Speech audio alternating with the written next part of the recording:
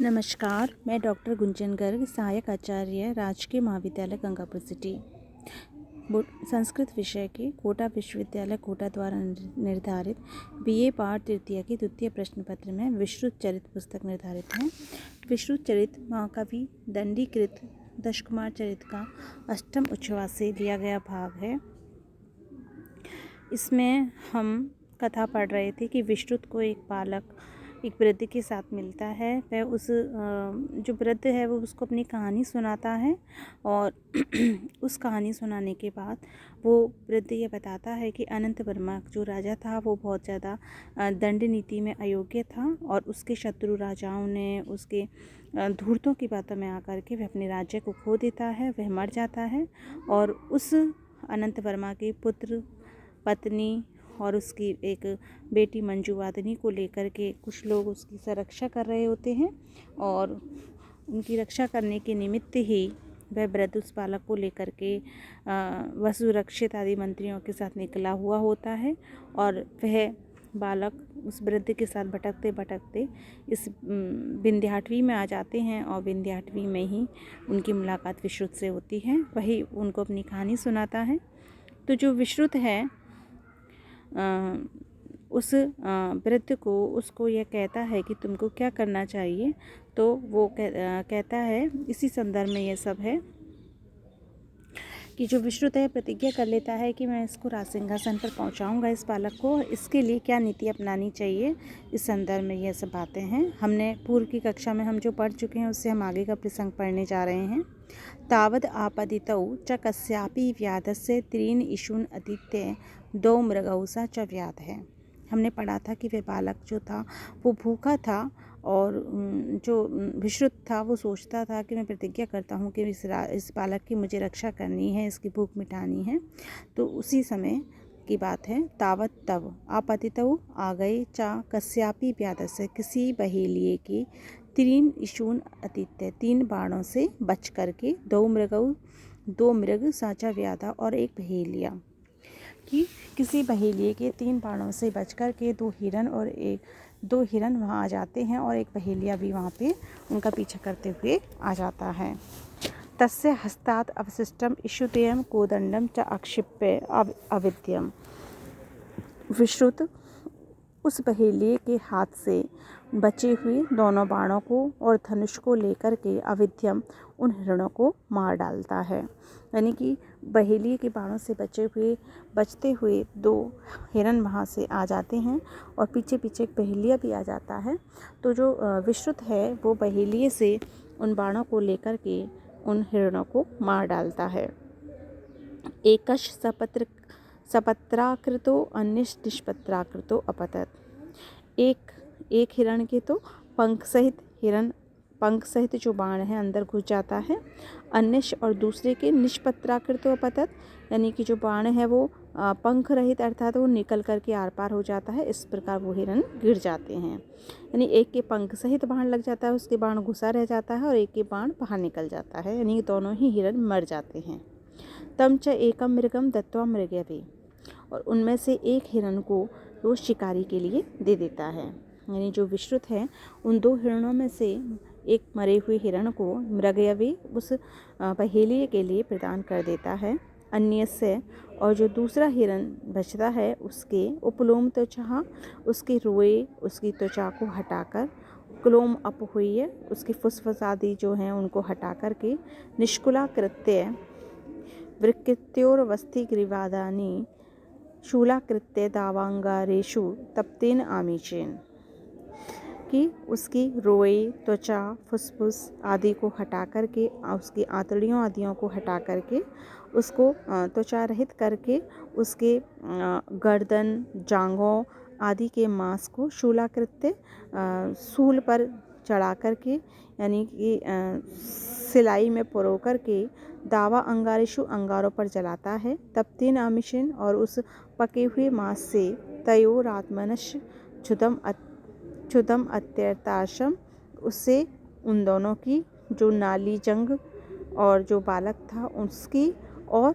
स्वयं की भी क्षुदम जो भूख थी उसको अति अतार्षम उसको शांत करता है।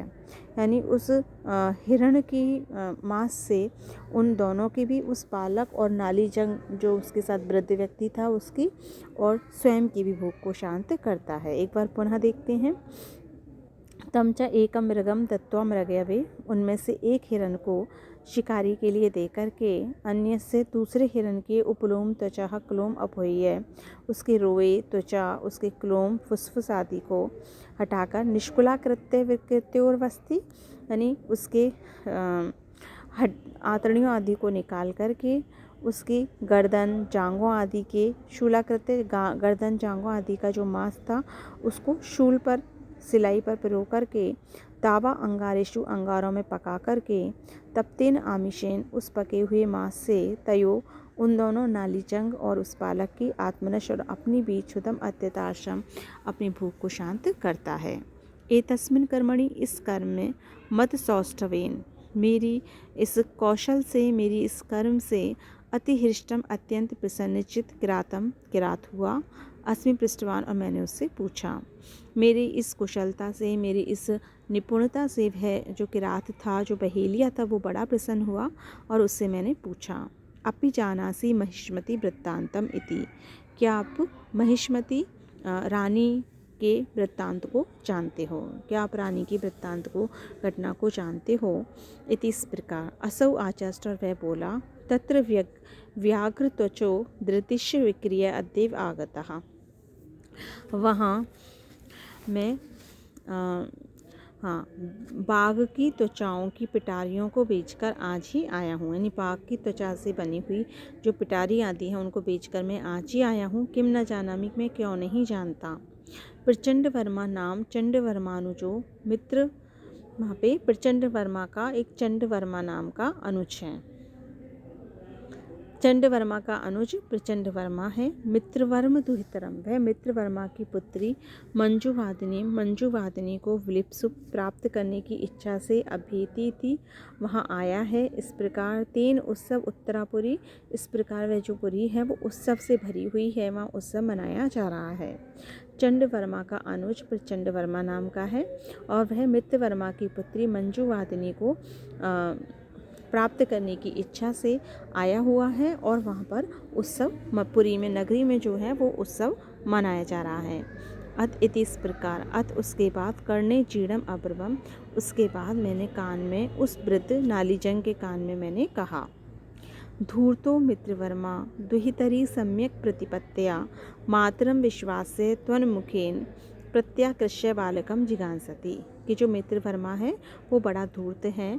वो पुत्री मंजुवादिनी पर प्रेम दिखा करके, मातरम विश्वास से, माता को विश्वास में लेकर के, तन्मुखेन उनके बहाने से, प्रत्याकृष्य बालकम इस बालक को वापस बुलाकर जिगांसति मारना चाहता है। यानी जो मित्रवर्मा है वो बड़ा धूर्त है। वो मंजुवादिनी और रानी को विश्वास में लेकर के इस बालक को पुनः अपने पास बुलाकर इसको मारना चाहता है, क्योंकि ये अनंतवर्मा का वारिस है। कि मित्रवर्मा जो है वो धूर्त है, वो पुत्री मंजुवादिनी पर प्रेम दिखा करके, माता को विश्वास में लेकर के, उसके बहाने से इस बालक को बुला करके मारना चाहता है। तत्प्रतिगत्य कुशलम अस्य मतवार्तां च देवैरहो निवेद्य पुनः कुमारः शार्दूल वीक्षित इति प्रकाशम आक्रोशन कार्यम। तत्प्रतिगत्य कुशलम, तब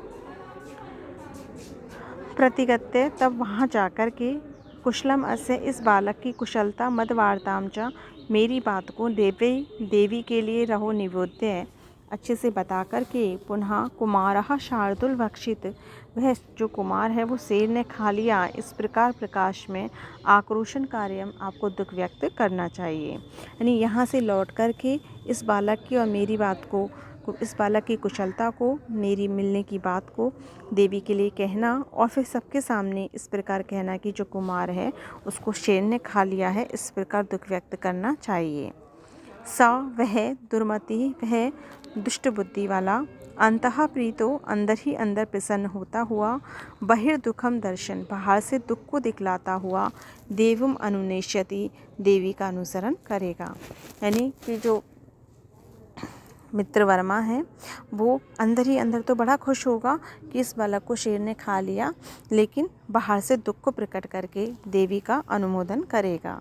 पुनः फिर तया उस देवी के द्वारा त्वन्मुखेन सवाच्या, तुम्हारे मुख से उसको कहना चाहिए, उस मित्रवर्मा को कहना चाहिए, यद अपेक्षा, जिसकी अपेक्षा से, जिसकी आशा से, त्वन्मतम अत्यक्रमिशम, तुम्हारे मत का मैंने अनुल्लंघन किया, तुम्हारे मत का मैंने अनुसरण नहीं किया। स्वपी पाला, वह भी बालक पापीन में मेरे पाप से परलोकम आघात, परलोक को चला गया।